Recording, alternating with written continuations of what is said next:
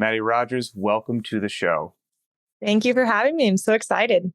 Yeah, for sure. Kind of like I said before we clicked the camera on, Adrian and I talk a lot of CrossFit all the time, but little by little, we're trying to sneak some people from various sporting disciplines and other athletic endeavors on the program, because just the more shared knowledge, training, techniques, lessons learned, the whole 9 yards, everybody benefits. But when I said that earlier, you were like, hey, I'm in the CrossFit camp as well. So why don't you just start by telling me what did you mean by that?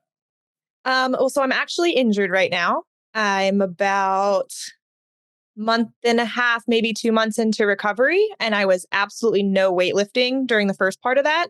So I've been purely CrossFitting and just scaling to my needs and doing my PT. And I literally just last week started lifting again. Oh, cool. What did you do, if you don't mind me asking? It took a long time to figure it out because it was just in my book, it was hip pain. Progressively got worse. I started atrophying on one side, losing bladder control, real weird things. And it ended up being a nerve injury in my hip. Oh, wow. Which basically, easiest way to explain is shut off power to an entire leg and groin area. So it's very long recovery because nerve things just take forever. But I'm not sure if it's better or worse than if something was torn, surgery, straightforward. Sure. But I'm glad I have an answer at least now.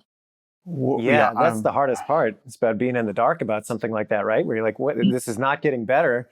I can't put my finger on why. There's no clear path forward. Yeah, that's a tough place to be in. So, well, I'm glad that sounds like you're on the mend. It's that's not a fun injury though. Yeah. No, geez. And it was very unfortunate timing because with that I had to withdraw from Olympic qualification. But the silver lining, bright side of things is I really have enjoyed finally being able to do other things. I always knew I'd come back to CrossFit. That's where I started. I'm sure it's where I'll end. But there's so much that I couldn't do with weightlifting. I was because I want to go work on muscle ups. Well, I can't do that because what if I get injured? What if that? And I'm well, I'm already injured. I might as well let's go fuck around with some ring muscle ups today. And it's been really great, actually. So that's great. You've got, God bless you. You hit things that I wanted to hit later on in the show, but here we are. So let's chat about the injury, right now. First of all, you said it's a long potential road with something involving a nerve. What does long mean, do you think, in your estimation? So from what my doctors have said, basically, when you tear something or something like that, it's just healing. And that is the process. With a nerve, it has to completely regenerate. And it doesn't heal through the affected area. It has to grow around it and create new nerve. So they told me probably anywhere from 2 to 6 months for that itself to heal. Which doesn't mean that's how long it's going to take for me to be recovered. And I am allowed to kind of push through some amounts of pain, but that's the tricky part is where is that line of okay, this is enough to help me either build back strength, help some of the atrophy, and how much is slowing that down even more. Interesting. Yeah. That's a tricky thing when you're dealing with an injury. And this is something, Pat and I have talked about a little bit with his recent bout with coming back from injury. But especially if you're an athlete and you have some discipline kind of built in, it's its own type of discipline to figure out what can I do to actually continue to progress. It's not too much because athletes are tough, right? They're tough enough that they can be too tough for their own good sometimes. And it's just, okay, I can just put my head to the grindstone and work through this. But ultimately, sometimes that is not the best course of action, right? So it's hard to find that line. Yeah, that's probably been the hardest part because I'm I need a guideline of how much on a scale of 10, how much pain is acceptable. Cause some parameters. Yeah, it's been hurting forever. So I'm do I just keep going? Tell me when to stop because I'm not going to otherwise. Well, I love the attitude that you've got around it though. I mean, that's awesome that you're okay, well, I've got these other things that I can pursue. I've been wanting to dabble in that area anyway. This is an opportunity to do that. I mean, that's going to get you a long way because I feel like the easy thing to do when you get hurt is to start feeling down on yourself and start talking about all the things that you can't do. And that's not going to help anybody through anything, right? So good keeping the mindset. That's I mean, I can't like take full credit for that because I went through all the stages of like grief there. sure. Like there was definitely that phase where I was like, how could this happen? Like the Olympics, but like Yeah. it was also such a relief because it was like I couldn't walk upstairs. I couldn't lift. Like I could not control my bladder if I picked up a bar off the floor. Like I would just pee everywhere. Like it was to the point where like daily functions I could not do. So I think that's what kind of expedited that like mental like, is this happening to me thing? Because I was like, this is something very serious. Yeah. Once you got, go ahead, Pat. I say, but how did you do that? It's a very short, sweet, and simple sentence that you said, but I have to think there's more there, meaning nobody gets into Olympic lifting for the fame, the fortune, the Bentleys, the Rolls Royces. Like, you do it because I assume that you love it and you're passionate about it and it's your life goal and dream. And oh my goodness, the Olympics. And the Olympics don't come around that frequently. And like I said, this is the year. And now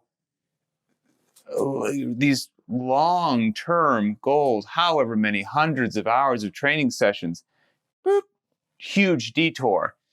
You just sit like, okay, yep, now we're on a different path. Like, what was that actually like? Because everybody's going to deal with something, and you dealt with something profoundly big. What did you do to now come out on the other side and sit here and be like, things are okay right now. I'm in a good place. I know what I can do. I know what I can control, and I'm moving forward. I think for me specifically, my situation with qualifying for the Olympics was I was like kind of the underdog. It was a long shot. It was going to take like a massive PR performance, which had I not been injured, I 100% could have done. But it's not like I was already qualified and I had to like deal with it being taken away. Like it was never there to start with. So it's more like it was a lot of what ifs. Like if I had listened to my body earlier, if I had done this, then I could have qualified. But like the reality of the situation is I was not qualified. I did not put up the numbers that I needed. And like, that's a whole other kind of battle to deal with. But it wasn't like it was being taken from me, like something I had already like obtained. I see. Okay. But it also like I tried, and especially moving forward, like I'm trying to take emphasis off of the Olympics because I know I'm 28. That's pretty old for a weightlifter. I got one more quad in me and I want to enjoy the whole thing. Like every single competition in my career thus far, that's been 12 years, has been like, okay, I needed this number so I can qualify for this so that I can go to this so that I can like, whatever. It's all very strategic. And it's like, that's 10 world championships that I've just like zoomed right over because the emphasis was only on the Olympics. And I would win whatever medal. It didn't matter. But if I didn't hit the number, I would be disappointed. And like, I don't want to go out like that. Like I want to thoroughly enjoy every international stage. And I just don't want like that end all be all to be the Olympics. Like there's a whole lot before that I want to be able to enjoy. Yeah, wow. That's so clear-headed. And like being able to articulate that so clearly, it's very impressive. Was that something that you've always kind of naturally had throughout your career? Did it take you a while to get to that point where you can step back from the noise, step back from the daily grind of training and kind of, take a look at things a little bit more objectively? Definitely no. I think I've had a lot of time, to sit with this specifically. And like everybody always, it's like cliche. It's like, oh, there's always like good in every bad. But like this injury is kind of what made me be able to do that, because before, it was like I walk off stage with a gold medal and I'm crying because I know that total isn't enough to like move me up on the Olympic ranking. And like, interesting. That's a crazy pressure to live within your sport. Yeah. Well, it's everything for one competition every 4 years. Right. Well, and have you always been the sort of person? Because and everyone's watching, you got to hit the world's most technical lift under the lights, that sort of level of pressure, knowing that, like you said, I can do it, but it has to be a PR performance today. Nothing else is acceptable. Not everybody's cut out for that, even if they're strong and athletic. The mental side of the house has to be Herculean, what you need to pull off. Was that just you from the time that you were a little girl, the mind's a steel trap, or has that been part of the journey as well to deal with that? The demands of that sport are very unique. Yes. Um, well, I also think that the demands change every Olympic quad because they change how you qualify. So Oh, like, really? yeah, so this specific one, it was like you hit this total and that's all that matters. Last quad, it was an average of your total. So it's less like, I need to do this huge PR right now. Which across the board, we all agreed this system was the worst. But so hopefully they'll change it. But I don't know, it took me a long time to kind of find what I felt like, I guess, confident with in my own like mental space. Cause I mean, I have clinical anxiety and depression. So I am just anxious all the time. And then on top of pressure, nerves, all of that. Um, but I think once I kind of figured out like all of those things are okay. Like you don't have to be this like tough, like nothing scares me, nothing phases me. Like if you got to go walk outside the gym and cry to go finish your session, like that's fine. And once I like kind of accepted my way of doing things is when I like could kind of build off of it, I guess. Interesting. Yeah, that is interesting. Well, and this is kind of off the cuff and speculating, but I feel like in so many areas in life, if you're trying to be something that you're not, there's a whole energy that has to be maintained to kind of keep that going, right? Like you're kind of living the lie, and there's a certain amount of maintenance energy that has to go into that could be better focused on other things, right? So letting that go and stepping into, okay, this is who I am. That's got to be a benefit regardless of what you're deciding to pursue. But I'm curious, kind of, if we go back to the beginning, I looked at your bio real quick on the old interwebs, and it sounds like you got started with weightlifting pretty early. And was it love at first sight? Was it something that like right away you're like, oh, I've got an aptitude for this? Or did it kind of take you a while to get to the point where you're like, this is my thing? Um, so, I sucked initially. I A lot of people probably really like to hear that, by the way, who love lifting. was so bad. I mean, I was a gymnast for 12 years prior. So I had like, at least some mobility, but I'm 5'7". I weighed like nothing. I was this big old like lanky. I looked more like, I don't know, a cross country runner. Um, so I was not strong. I started with CrossFit is how I found it. Okay. And the owner of my CrossFit gym was an Olympic weightlifter and Olympic weightlifting coach. So he was always like, let's come try. It's like, okay. And I skip my squats, skip my pulls, anything that I was like, I'm not good. I don't want to do that. Let's go do like handstand walks. That's awesome. So it took me a long time to even be convinced to like, guess, give it the time of day. But then that like individuality, like highly technical, like spotlight kind of competition reminded me a lot of gymnastics, which is like all that I knew. And I like vividly remember I went to my first, it was a junior national meet, and I saw someone wearing a USA singlet. I was like, what's that? Like, I did not even know it was an Olympic sport. Like, where do I buy one of those? Like, where do I get one? And my coach is like, you got to earn it. They don't just give them out. If you make Team USA, they send you a singlet. And I was like, oh, okay, well, let's make Team USA so I can get the cool singlet. And That's then awesome. I love it. That is incredible. So how old were you at that time when you kind of made the switch from, okay, this is something I do in the gym occasionally, and there's certain aspects of it that I don't really care about, to, oh man, I got to get that singlet, and like now I'm going to actually put some focus into it. What age are we talking about here? I believe I was 18 or 19. Okay. And I don't think I fully stopped CrossFitting until maybe a year or so into that kind of transition. Yep. The stopping CrossFit is interesting, and it didn't have to be CrossFit. If you were doing anything in the world, then you stopped to focus on this.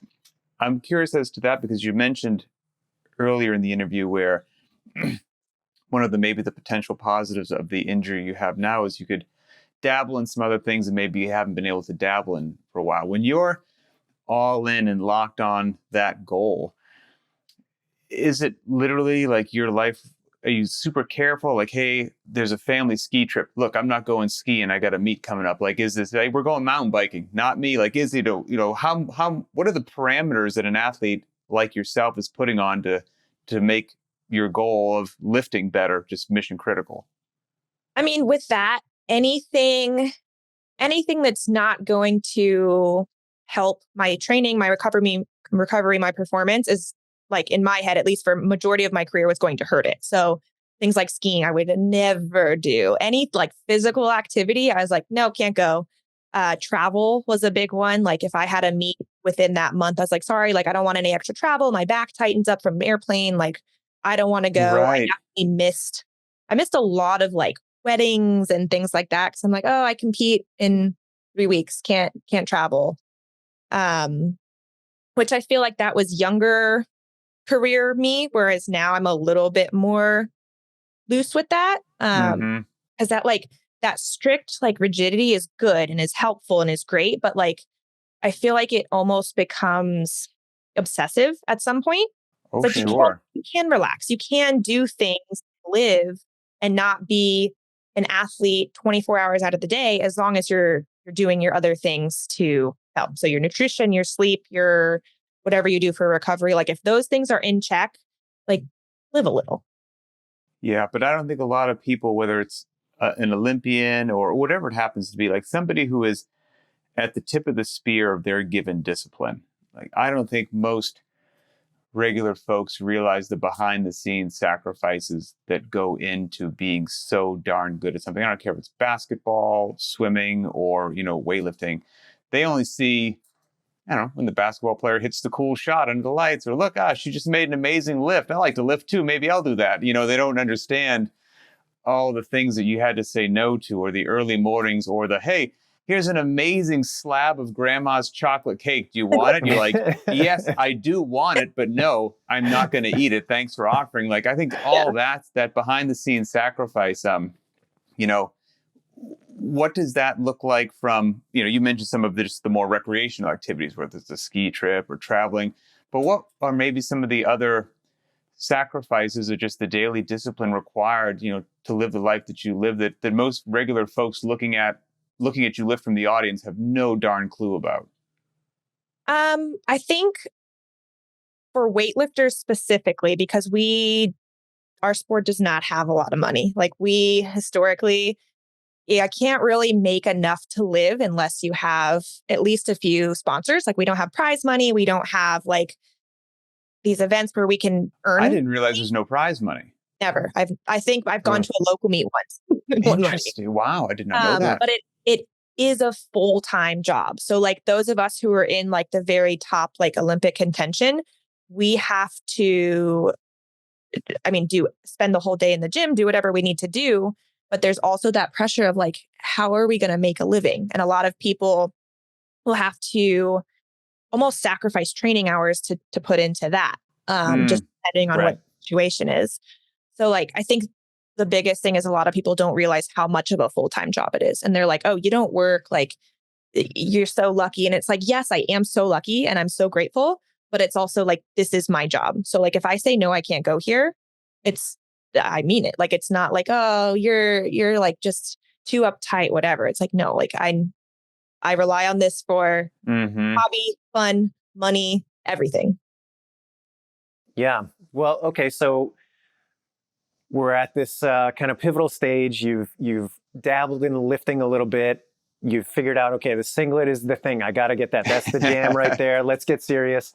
You're young at that point. What kind of time frame did it take to where you started to put enough into training that you recognized within yourself, you're like, I could be really good at this? Was that something, again, that kind of happened once you made that mental decision that I got to shoot for the singlet? Did that happen later? Can you talk about that a little bit? Well, so that same event was the first time I'd ever been like head to head with anybody nationally. So I didn't really know where I stacked up. I don't remember what medal I got, but I got some medal, maybe bronze. I don't know. And I had no idea I was even in medal contention. Like I didn't know. So it was after that, I saw kind of where I could be. I didn't compete in the right weight class even, which was like, I was just oblivious to everything. But you're new. I mean, that's part of being new, right? Yeah. I remember I came home. I was living on my own by 17. And so that was obviously very hard. I was coaching the 5 a.m., 6 a.m. CrossFit classes that nobody wants to coach. And I remember I came home and I think it was the same week I like called my mom, made nice because we weren't speaking. I was like, if I want to do this, like I need to move home. I need to work less hours so that I can train more. And I mean, within a month of that competition, I was like head first in exclusively weightlifting. So you got the bug. That's cool. So it was a bit of a vote of confidence in yourself. Didn't really know what you're getting into. Had a great result. Okay, now the switch starts to flip over. That this could be like a real because at thing. that time, that was like mid to end 2014, and the next Olympics was 2016. So I was like, if I want to even have a shot and like see if I can make this next Olympics, like I got to play a lot of catch up because all of these other people have already been competing for who knows how long. That was probably the driving force and like why I went like 100% balls in, as opposed to just like, oh, let's just like see what happens. Like I felt like I was on like a time crunch and I had so much ground to make up. And how much, like you said, need more time. I'm going to be all in, got to move home so I can train more. I need more hours to dedicate to this. What are we talking about? Because, for example, when we finish up chatting today, I'm going to wander in the garage. I'll probably be in there 30 minutes. I'll be good to go. So when you were making up for lost time and this was your life's goal and you showed up to the gym, what do you mean? Like, are you there all day? Like, walk us through what did your training actually look like? What's the time commitment? How many sessions? Do you have a rest day? Like, what's happening? So I think then that was when I started 2-a-days. I'd never done a 2-a-day before. And it was a lot less than it is now back then. Cause it's really? Okay. Get those newbie gains still. I was like PRing every week. It was the best. It was great. It was amazing. So I'd probably do 2-a-days, maybe 2 or 3 times a week. I'd take one rest day a week. I don't think my sessions took even half as long as they do now because the warm up being 10 years in the sport versus fresh is very different. So I'd probably on a 2-a-day spend 6-7 hours in the gym. Oh, wow. Now that's probably closer to like 8-ish. Nice. Okay. And I did like, as I progressed in like athletic age, we did kind of have to start pulling back that volume like more and more. So I only do 2-a-days. I have an extra rest day now. Things just take longer when you're older.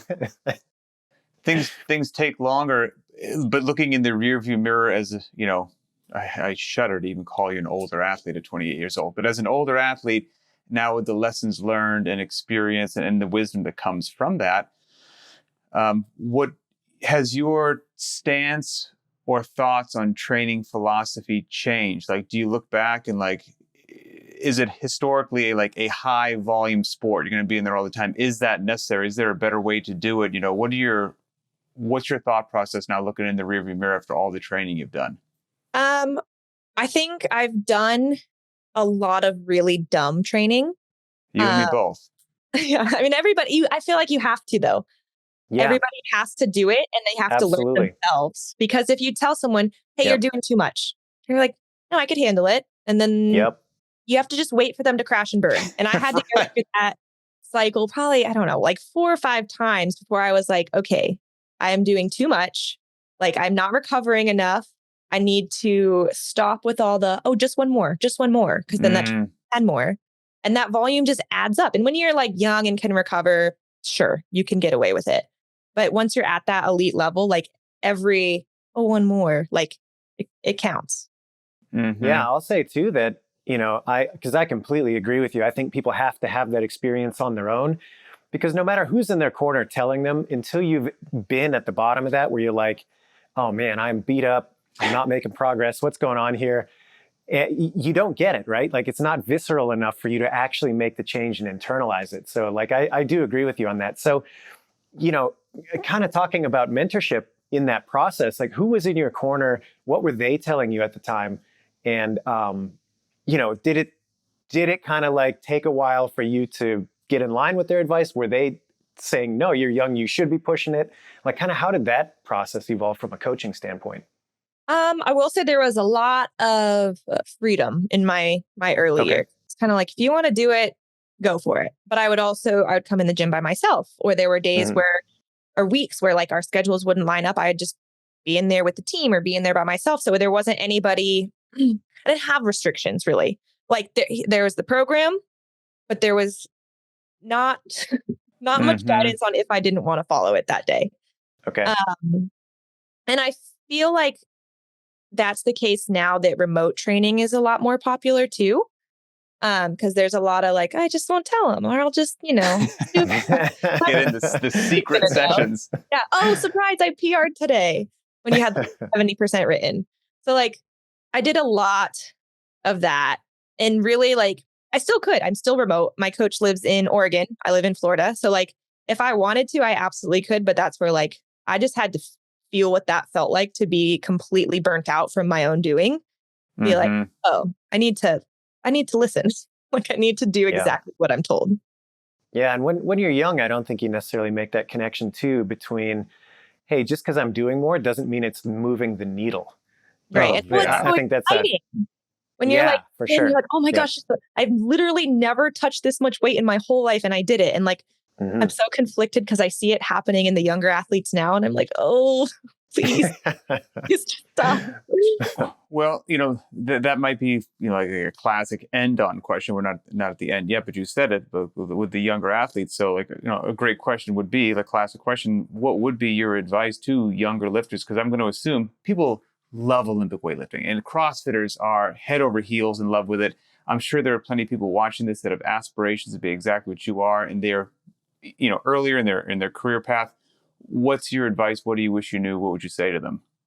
I think the biggest thing would be patient. And I don't know if you can get that across to a young, excited kid that feels great every day. Like if a PR feels great, like how are you going to tell them, okay, that's enough? Like I don't know if I have like the right words yet, because also like with weightlifting and I mean, every sport, it's evolving and like the baseline keeps moving up higher and higher. So it's like, well, maybe they can handle it. Like maybe they are the new norm and the new, like, that's just what it is. So like, maybe there's not a limit. But we'll encompass it all in like, be patient. Like there is no rush. There is no hurry. Listen to your body above all else. Like if something feels funky, if you feel tired, if you need to take an extra rest day, it's not going to set you back months. It's not the end of the world. Like take a day, take a nap, relax. Last week, Adrian and I were interviewing a collegiate D1 strength and conditioning coach who was phenomenal. And he's got all these beasts that he's coaching and all this stuff, just a couple multi-sport athletes, that they're young, the rules don't apply to me, more. And he said he finally got one of his athletes he's like, look, just please, just humor me.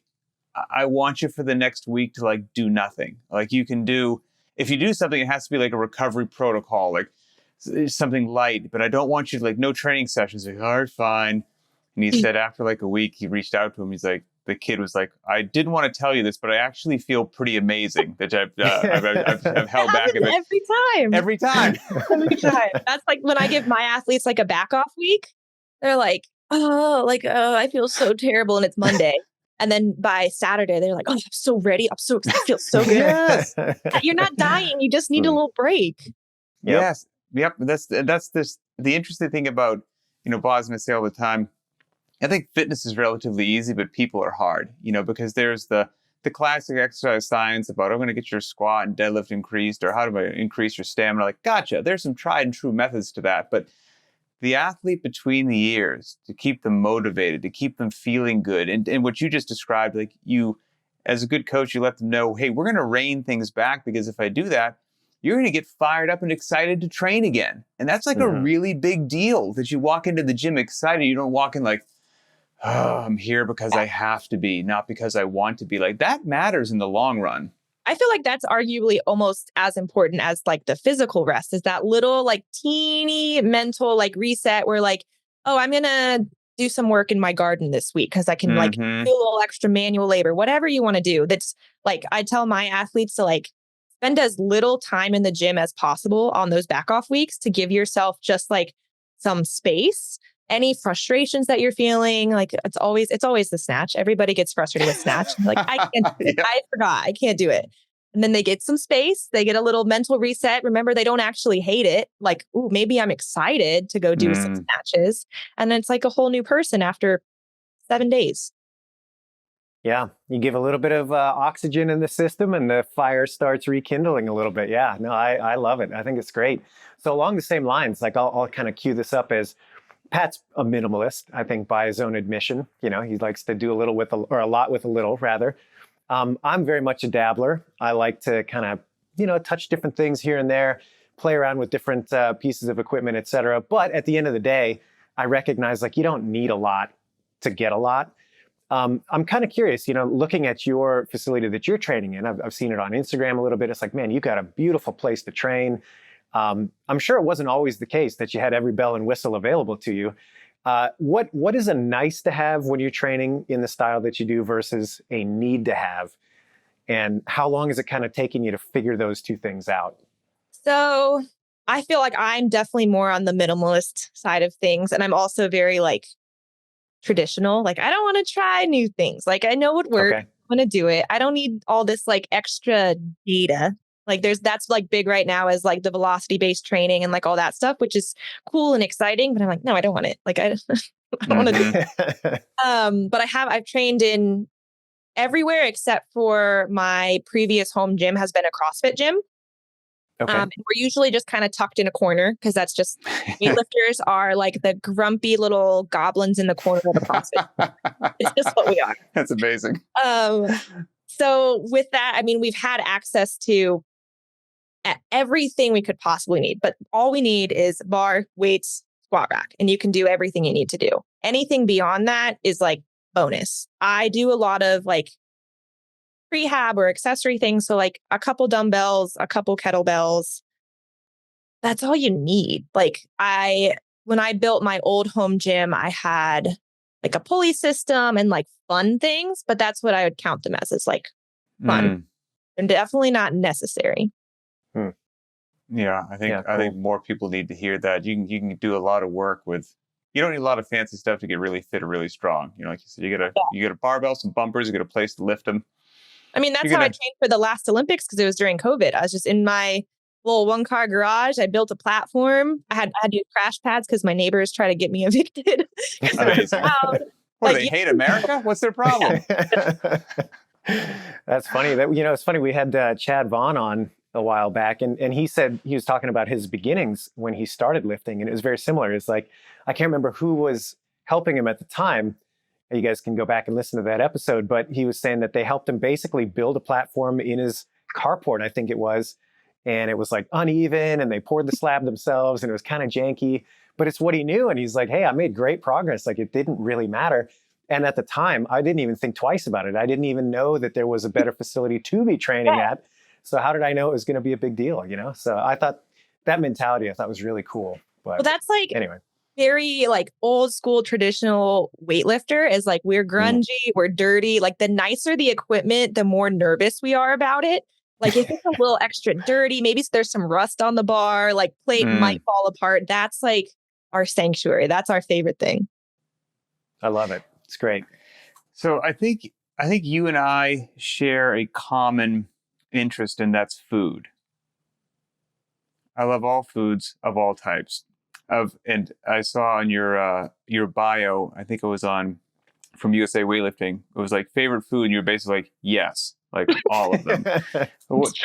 What is, and so you've got weight classes in your sport, and your previous sport, you seem to always choose is gymnastics.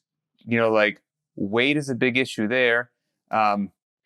I've got a daughter, like how do you navigate just the demands of the sport, fitting into certain weight classes? I've got an upcoming meet. I don't want to be like, have crazy food issues happening. How have you learned to navigate that whole potential mess for athletes? So I feel like it's very delicate for women in weight class sports because there's almost this like, I don't want to call it incentive, but almost incentive to be lighter because, if I'm in a smaller weight class, I don't have to lift as much. So my total will like place me higher.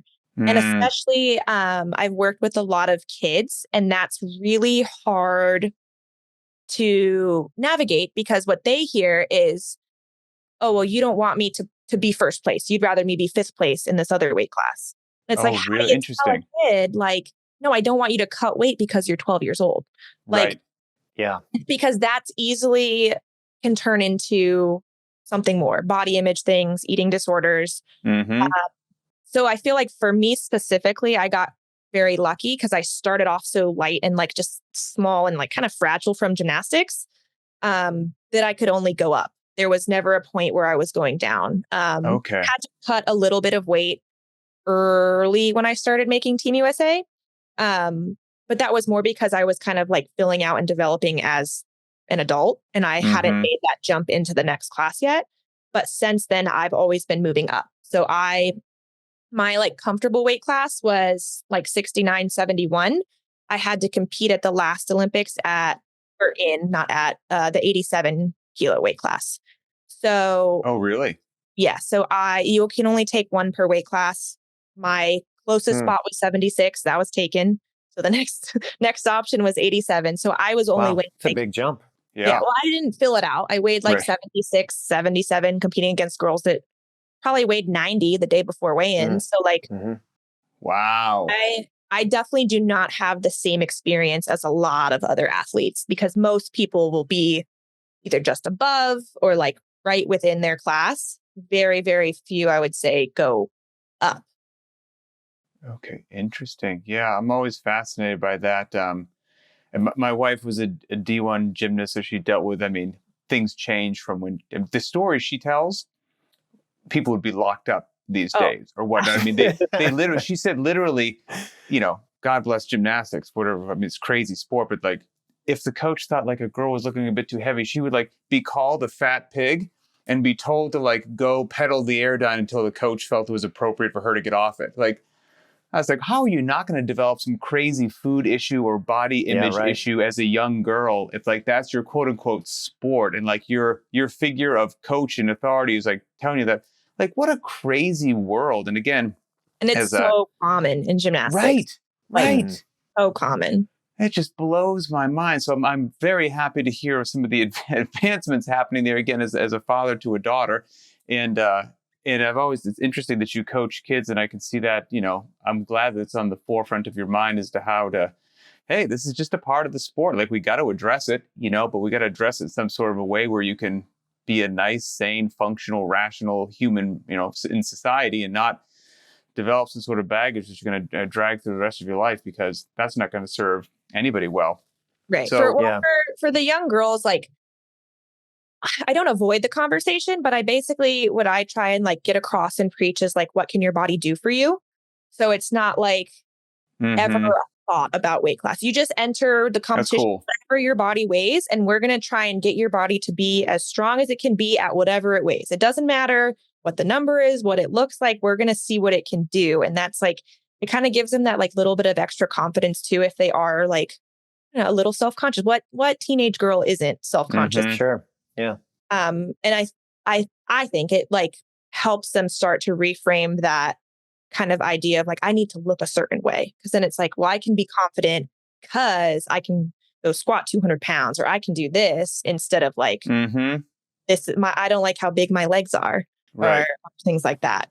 That's awesome. Well, I love it. I think that's common too within youth sports. I have very limited kind of touchstone with that, but I have seen it in couple of different disciplines where it's almost like you take the more seasoned athlete and the approach that you're taking with that, and you try to transpose it onto the kids.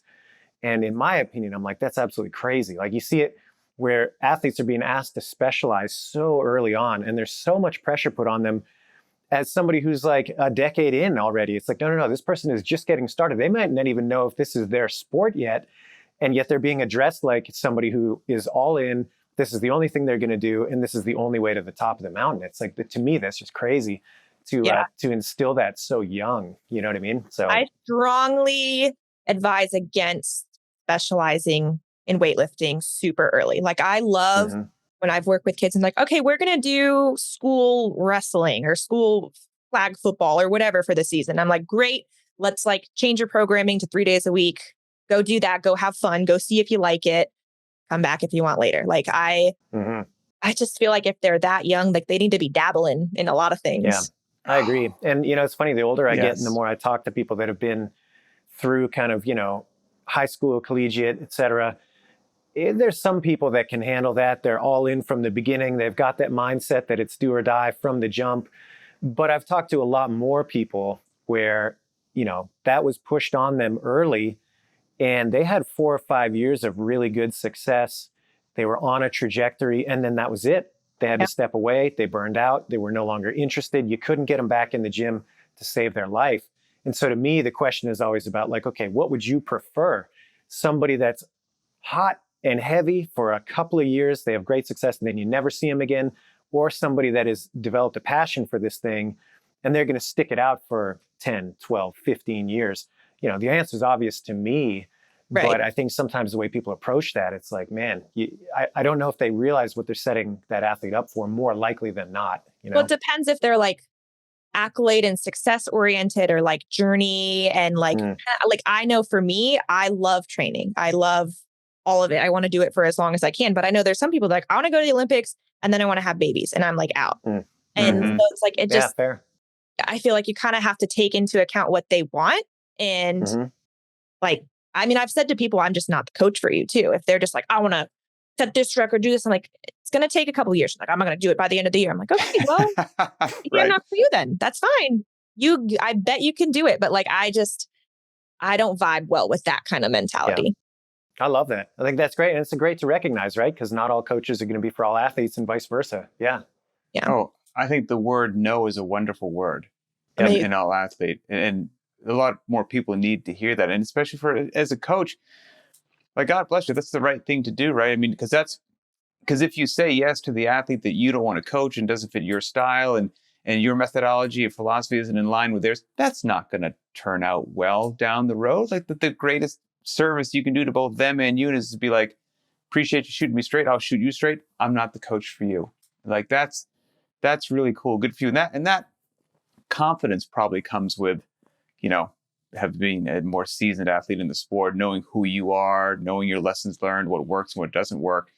And, with everything that you've done, maybe this is Boz, I don't want to steal any of your thunder. I've got a couple more questions before I go for it. Kind of wrap it up. Like, you've done so much.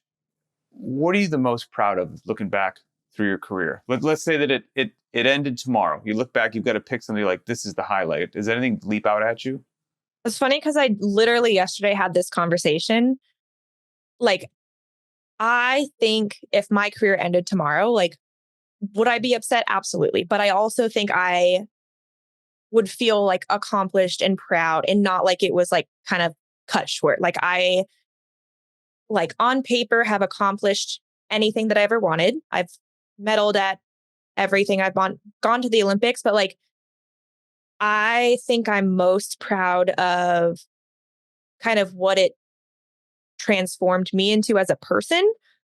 Sure, like the athlete that I am is awesome, is cool. I'm like super proud, but I think it's taught me so much as like a human and how to think about things, how to like kind of like take a step back and like view bigger picture things. And I 100% would not have that ability had I not spent as many years as I have within like an elite sport.